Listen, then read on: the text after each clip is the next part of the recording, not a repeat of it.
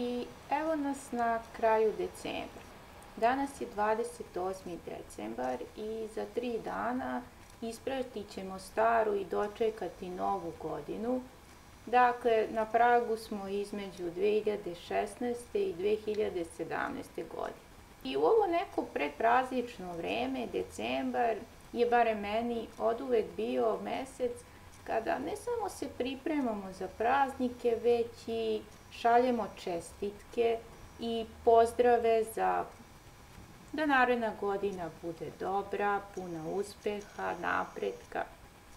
Sećam se u vremenu pre video snimaka, u vremenu pre e-maila, u vremenu pre Facebooka da ja pamtim takva vremena.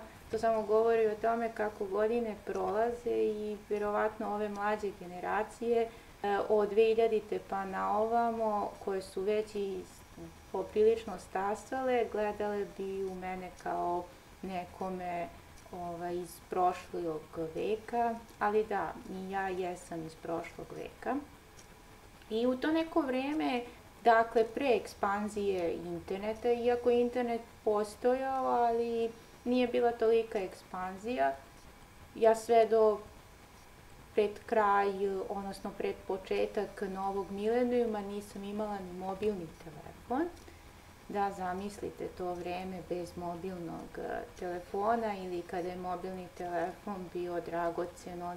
To neko vreme prošlo je o praznicima kada su se slale kartonske čestitke, papirnate čestitke, preko pošte i to je bilo vreme odabira čestitka, zatim onih pisanja, ispisivanja gravura i bilo je veliki uspeh ne umrljati čestitku, ne pogrešiti slovo, barem u to vreme kako sam bila mlađa, kad sam još uvek učila da pišem, a onda i šta napisati i upamtiti one poruke koje sada mnogi smatraju frazama, ali koje i govore ono što je suštinski najbitnije: zdravlje, sreća, beričet, uspeh.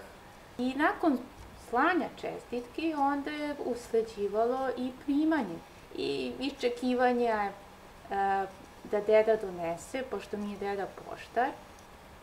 I onda kako čestitka stigne, onda se ona ređale na ormaru, iščitavale po nekoliko puta, gledale koje je amblem neko izabrao za nas.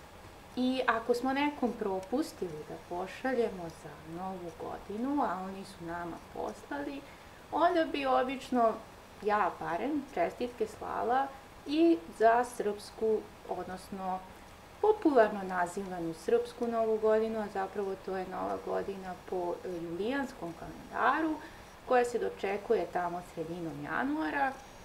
To je zapravo pravoslavna, ortodoksna nova godina, odnosno nova godina po julijanskom kalendaru. Međutim, mi u svetu svi više dočekujemo novu godinu po gregorijanskom kalendaru.